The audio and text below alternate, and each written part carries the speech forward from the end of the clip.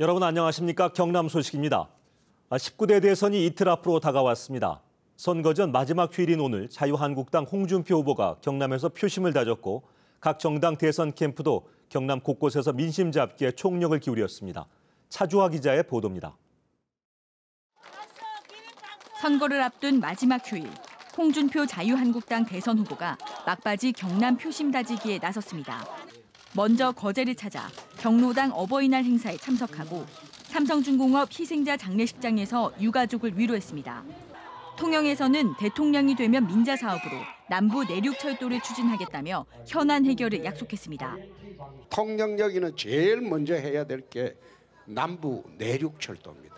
서울하고 2시간 10분대 거리가 딱 돼버리면 무조건 대한민국 최고의 관광지가 됩니다.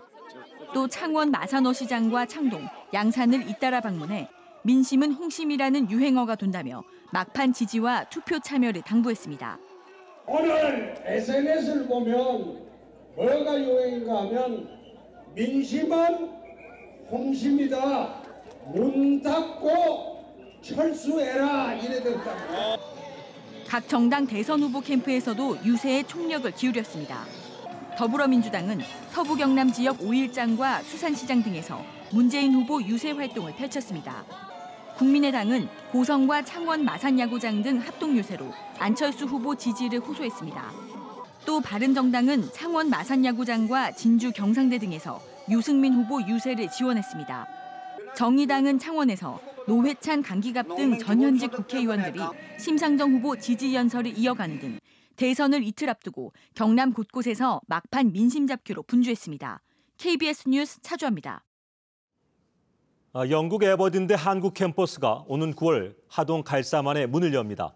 우리 조선 산업이 부족했던 해양 플레이트 핵심 기자재 자립률을 높일 수 있을 것으로 기대됩니다. 오종우 기자의 보도입니다. 수준 안에 빠진 우리 조선업계의 가뭄 속 담비 같았던 해양 플랜트. 하지만 기술력을 제대로 갖추지 않은 수준은 2015년 안에 조선 3사에 약 8조 원의 손실만 안겼습니다. 해양 플랜트 분야 세계 최고 명문 대학인 영국 에버딘대 한국 캠퍼스가 오는 9월 하동 갈사만에 문을 엽니다. 해양 플랜트 설계 엔지니어링 원천 기술을 배우고 기자재 국산화율을 높이는 데 크게 기여할 것으로 믿습니다. 해외에 의존하고 있는 설계 엔지니어링 기술 확보와 해양 플랜트 기자재 자립화율을 높이는 계기를 맞게 된 겁니다. Industries in this region to benefit from our experience and expertise in training and equipping people with the skills of the future energy industry. 에버딘대 한국 캠퍼스는 다음 달 16일까지 석유공학 석박사 53명과 1년 과정의 에너지 MBA 분야 25명을 모집합니다. 또 내년엔 상부 설비공학, 2019년엔 심해저 공학과정을 개설할 예정입니다. 에버딘대가 성공적으로 정착할 경우 설계 엔지니어링 기술과 기자재 자립화율이 현재 20%에서 오는 2025년 50%로 올라갈 것으로 기대됩니다. 하지만 조선산업 위기와 학생 수요 부족으로 당초 3월 개교 계획이 연기된 적이 있어 신입생 모집 등이 관건으로 남아 있습니다. KBS 뉴스 오종우입니다.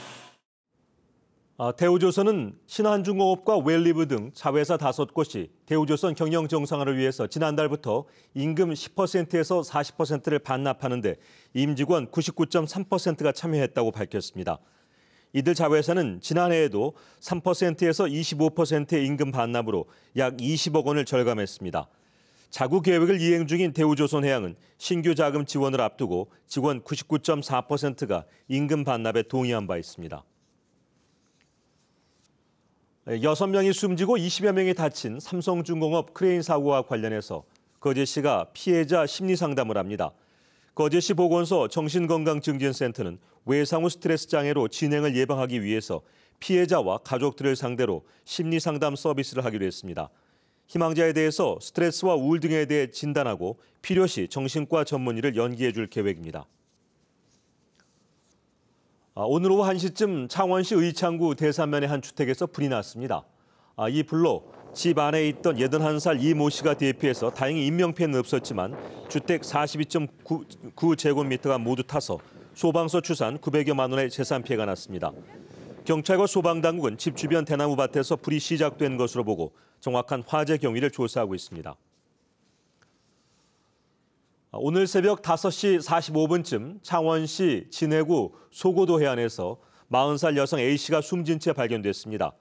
창원해양경비안전서는 선착장에서 가족과 야영하던 A씨가 실종됐다는 신고를 받고 1시간여 동안 수색한 끝에 선착장에서 150m 떨어진 바다 위에서 숨진 A씨를 발견했습니다. 지난해 11월부터 올해 3월 말까지 동계훈련팀 2,900여 개, 5만 1천여 명이 경남을 찾았습니다. 경상남도는 전지훈련팀 방문이 전년 대비 14% 상승해서 416억 원의 지역경제 파급 효과를 거뒀다고 밝혔습니다. 시군별로는 고성이 6,600여 명, 남해 4,400여 명이었습니다. 지금까지 경남 소식이었습니다.